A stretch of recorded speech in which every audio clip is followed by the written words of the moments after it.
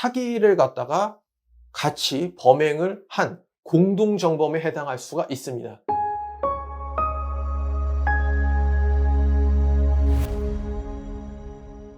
안녕하세요. 범법인 동감 한준엽 변호사입니다. 오늘은 제가 얼마 전에 선임한 사건에 대해서 말씀드리고자 합니다. 제가 가급적 진행 중인 사건에 대해서 말씀을 안 드리는데요. 이거는 추가 피해가 너무 많이 나올 가능성이 있고 공익적 측면에서도 알아두실 필요가 있다고 해서 이 영상을 좀 찍게 됐습니다. 뭐냐면은 PS 파이낸셜이라는 폰지 사기 사건입니다. 이 업체가 저는 별 생각 없이 봤는데 제가 이제 고소장을 작성하고 사건을 좀 리서치를 하다 보니까 이게 아주 골 때리는 사건이다라는 점을 확인했습니다. 먼저 기사를 보면은 강남 대법체 2천억 폰지 사기 의혹 서울시 금감원 감독 공백에 7년간 방치, 이런 기사가 있습니다. 자, 폰지 사기라는 건 뭐냐면은 사람들한테 돈을 받아요. 돈을 받습니다. 돈을 받은 다음에 야, 이거 수익 나면은 수익이 일반 은행 금리보다 훨씬 높다. 지금 시중금리 아무리 잘 받아도 3%대입니다. 근데 난 한 6, 7% 줄게 라고 하면서 일단 돈을 받습니다. 근데 이게 투자처가 불분명해요. 없는 경우도 많습니다. 근데 이렇게 하면 돈을 막 끌어들이겠죠. 그러면 먼저 돈을 받은 사람한테 나중에 받은 사람 돈을 지급하는 겁니다. 한마디로 돌려막기죠. 이게 폰지 사기입니다. 근데 이 PS 파이낸셜이 여기에 부합한다고 생각이 들어요. 이 구조 자체가 중소기업 채권에 투자한다고 돈을 받습니다.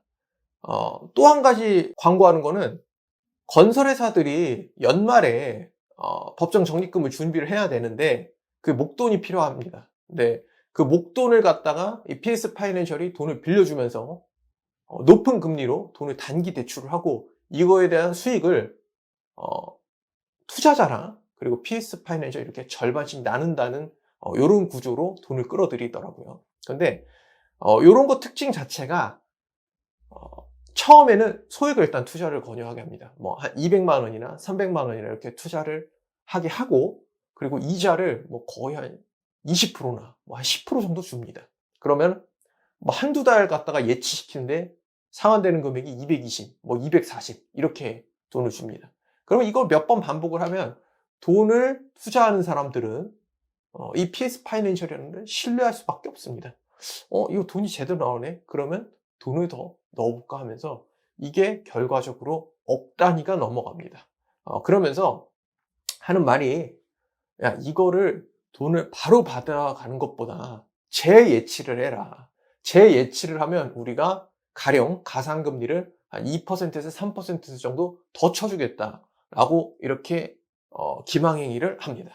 자, 그럼 투자자 입장에서는 돈도 많이 주고 돈도 나오는 것 같네. 그리고 여기 광고 문구 그리고 브로셔를 보면은 원금과 이자를 보장한다는 내용이 나와 있습니다. 그리고 몇 번 이자를 받았죠. 그러면 신뢰가 쌓였기 때문에 별다른 의심을 하지 않고 이렇게 돈을 넣게 됩니다. 이렇게 해서 지금 피해자들이 어마어마하게 많아졌고 그리고 피해 금액은 지금 한 대략적으로 산정된 게 2천억 원인데 아마 더 많을 것으로 생각이 됩니다.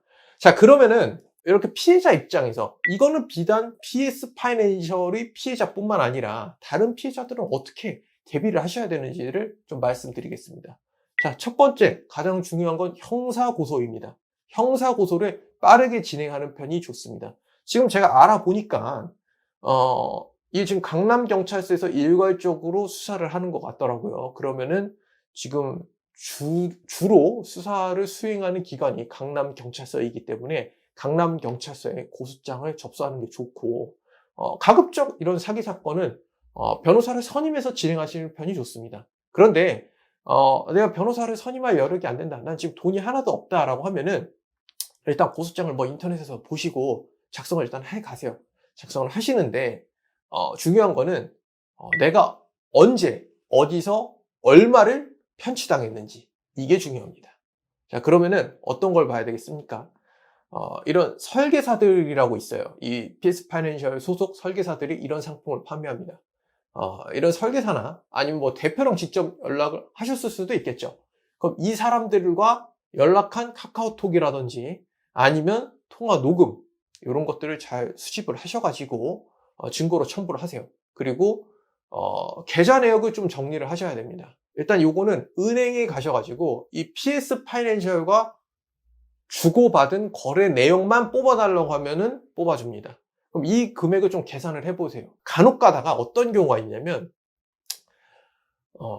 돈을 빌려주거나 돈을 투자를 많이 하셨어요. 그런데 수익을 굉장히 많이 받으셨습니다. 그러니까 이 수익금 자체가 원금을 넘어요. 그런데도 자기는 이자를 못 받았다고 이게 사기에 해당된다고 주장하시는 분들이 간혹 계시는데, 이런 경우에는 사기죄가 성립될 가능성이 매우 낮습니다. 따라서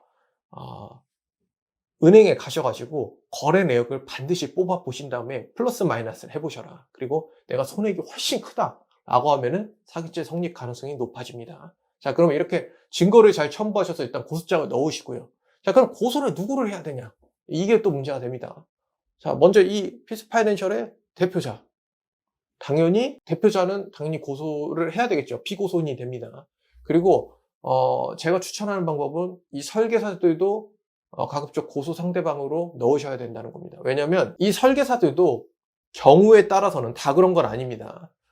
이 대표와 공모를 해가지고 사기를 갖다가 같이 범행을 한 공동정범에 해당할 수가 있습니다. 왜냐하면 피해자들과 설계사들 사이에 연락을 많이 해요. 그리고 설계사들이 원금 보장된다, 이거 나 믿고 투자해라, 이러신 분들이 계시더라고요. 이런 분들 같은 경우는 사기죄에 해당할 가능성이 좀 있기 때문에 사기죄로 같이 고소를 하시는 편이 좋습니다. 그 다음에 두 번째로는 일단 돈을 받아야 되잖아요. 돈을 받는 게 가장 중요합니다. 그러면 민사소송을 함께 진행하는 방법도 있는데, 제가 생각했을 때는 이 대표는 돈을 다 빼돌려 놨던지 아니면은 실질적으로 변제가 어려운 상황으로 보입니다. 그러면은 이 설계사들에 대해서도 민사적인 압박을 좀 하실 필요가 있습니다. 뭐냐면 설계사들이 이 피해자들과 유대관계가 좀 있어요. 왜냐하면 유대관계가 없이 목돈을 그렇게 지급하기는 쉽지 않습니다. 왜냐하면 이런 피해자들도 이 설계사들과 신뢰관계가 어느 정도 형성되고 인간관계가 쌓인 다음에 이렇게 돈을 지급하는 게 공통적인 패턴이더라고요. 그러면 이 설계사들의 집이나 부동산 같은 거를 주소를 확인한 다음에 등기부를 떼보시고, 그리고 설계사 명의다 라고 하면 부동산 가압류 같은 거를 해보시는 거를 적극 추천드립니다. 자, 오늘은 PS 파이낸셜, 비단 PS 파이낸셜 뿐만 아니라 이런 폰지 사기에 대해서 대처 방법에 대해서 알아봤습니다. 추가로 궁금한 점이 있으실 경우 저희 범법인 동감으로 연락 주시면 친절히 상담 드리도록 하겠습니다. 감사합니다.